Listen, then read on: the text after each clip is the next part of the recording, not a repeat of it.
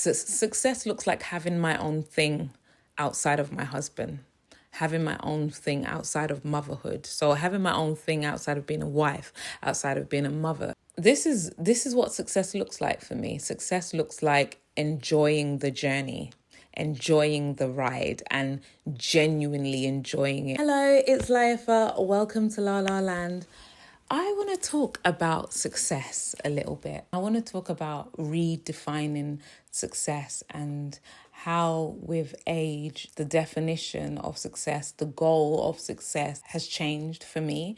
I think it happened with all of us as we grow, we mature, as we grow, the things that we want, the things that we're influenced by, because we're constantly being influenced and we have to be intentional about what we observe. You know, if you've been watching, you know that I've been doing these diary entries documenting my feelings, my emotions as I've made a career transition, and I've spoken about the first 12 months and how it felt moving into a new role. And also because I'm in a new point in my life, it feels like I'm starting over again. I've done what I guess people on social media, on YouTube, on the internet, I've done the opposite. So a lot of people have a 9-to-5.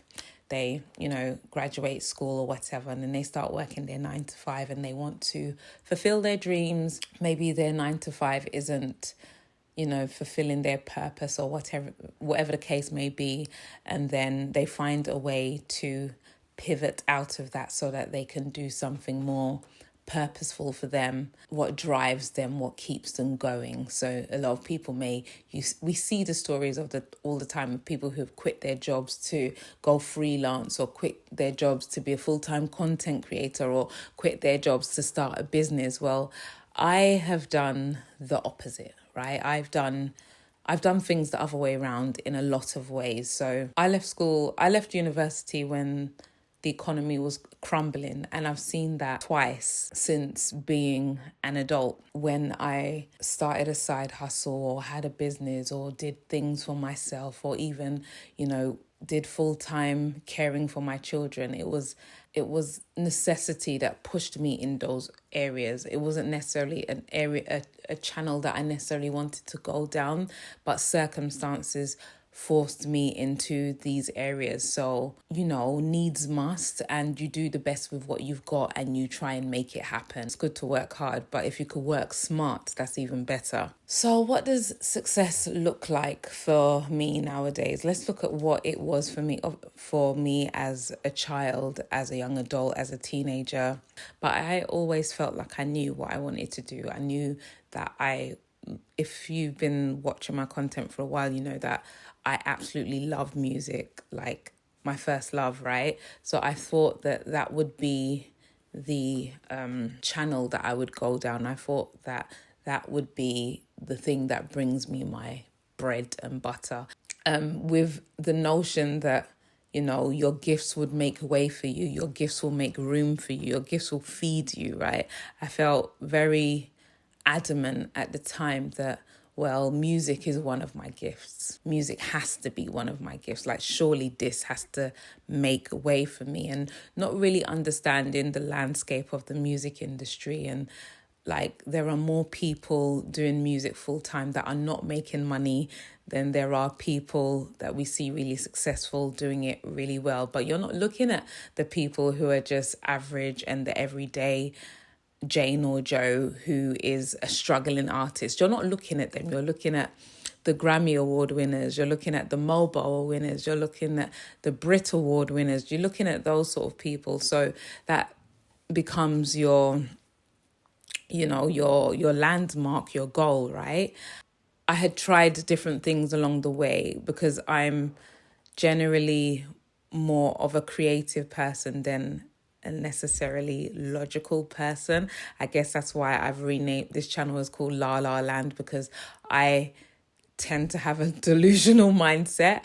I look at music differently now, but more so now it's just a creative outlet. It's just a form of expression for me when I do choose to tap into it. Say you're not necessarily making it in the way that you want to, it is it becomes a selfish outlet. It becomes very selfish because you're like, oh, this is what you want to do. This is what your heart is calling for you, but you need to put food on the table, right? These were the sort of things that I thought was my definition of success, being known in that sort of way and not in the way that I'm known now, if I'm known at all. As you grow, you realize, oh, there are chess moves that are being played, there are systems in place, and how long do you want to stay within that when life is happening?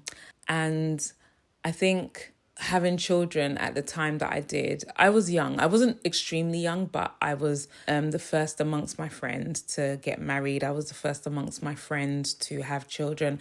And now these are not things that I was actively seeking. These were not things that I was intentional about. I knew that, yes, one day I wanted to get married and one day I wanted to have children, but I didn't know that it would happen so soon and so quickly.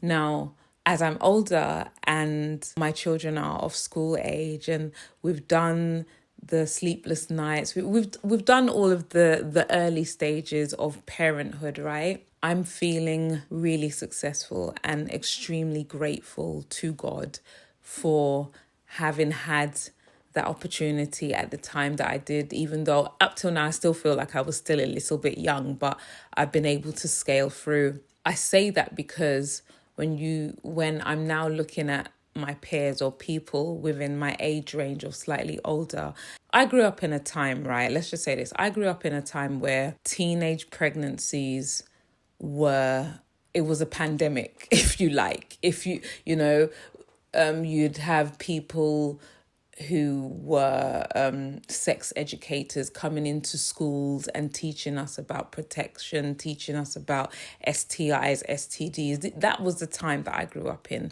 And compared to the era that we're in now, where you're having more women in their later 30s, early 40s, like really matured grown women, experienced women having children more than teenagers. And this is good. I think this is a good thing because it's like, okay, you've had time to live. You've had time to build a career or build savings or whatever. You've had time to explore who you are, know who you are.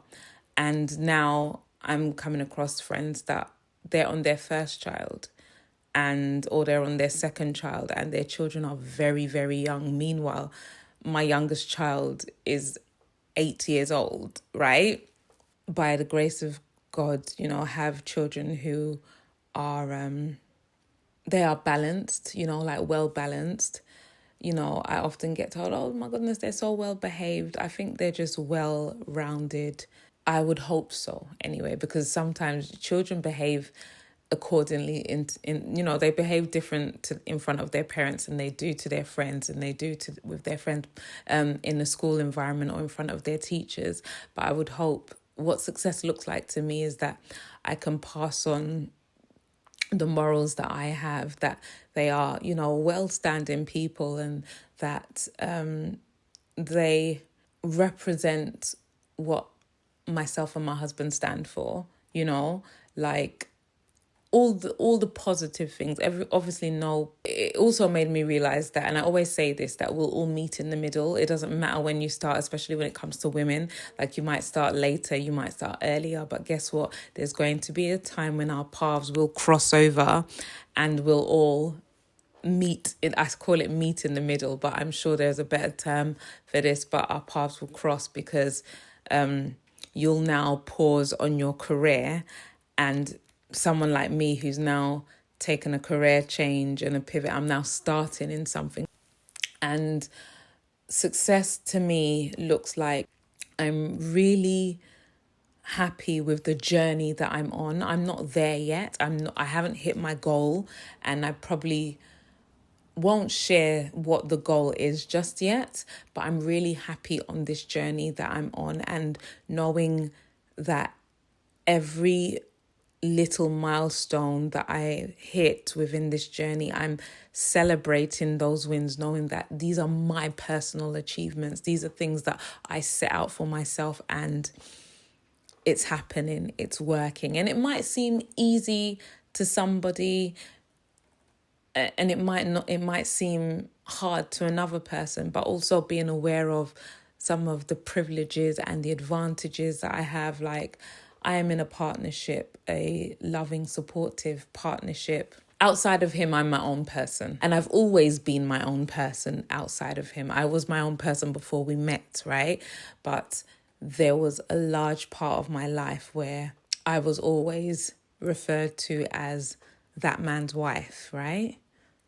So if I'm that man's wife, I'm not my own person. It's almost like, a lot of the females, or a lot of the women in the Bible, it's always, John's wife or Isaac's wife or Abraham's wife. It's always somebody's wife, and this wife doesn't have a name. She's nameless. So I felt for a long time nameless, especially when I was in the real height of motherhood and parenting and the sleepless nights, and even those times when I was vlogging consistently, making those family diaries. That was an outlet for me. That was a form of expression. But to you, I'm LahLah, you know who I am. But in the real world, I'm not LahLah. Some people don't, they'll know my name, but I'm that man's wife. There's been a shift, there's been a change, and I think it's because my children are older. And to be fair, sometimes when I'm not that man's wife, I'm that boy's mum or that girl's mum, because you get referred to by Isaac's mummy, Israel's mummy, Odessa's mummy. You know how it is. But that I don't know why I'm more comfortable with that. Maybe we can talk about that in the comments, like why I'm more comfortable with that than being just that man's wife. And I say just because it was a situation that I happily fell into, whereas some women would I know they would love to just be called that man's wife, because this is what success looks like for them. The home is the love that we have, and this love propels me to try different things and explore different things and get onto this career journey. Obviously, I think I've spoken about some of the challenges and life experiences that I had that led me to where I am now. And maybe I'm feeling really woo-woo because I've just got back from a trip. So I'm, when you've just got back from holiday, you're feeling really calm, really refreshed. You haven't gone back to work yet. So I'm feeling really reflective and grateful. Success looks like being able to obtain a family and still have your own thing going on. Success looks like having the freedom to navigate and learn from other people about how to navigate efficiently through this career journey, through this corporate life. So success looks like having my own thing outside of my husband, having my own thing outside of motherhood. So having my own thing outside of being a wife, outside of being a mother. I was really uncomfortable for a long time about not having certain friendships, and I may discuss that further at another time.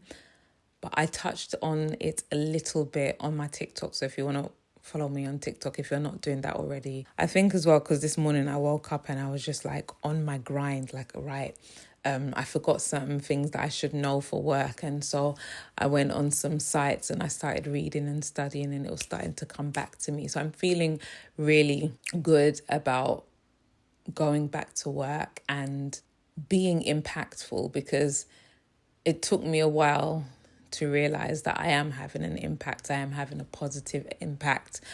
Unfortunately, it took me having to hear it from somebody else. Maybe I still need to figure out why that was the case, but I feel like it was because I was just in a terrain that I'm so unfamiliar with, and you're just trying to work out what's good, what's not good, what is palatable, what's not great, So I was trying to figure out a lot of things in this new terrain, and I don't want to put myself in a position like that again, whereby I am questioning my value, and asking somebody else to tell me how valuable I am, and they will tell me based on what they see and not necessarily on all of the things that I have inside me, all of the things that I haven't maybe exposed or brought out. I told you about going to certain events and talking to women like me who have used the fact that they are a Black woman in a corporate space as their superpower, because,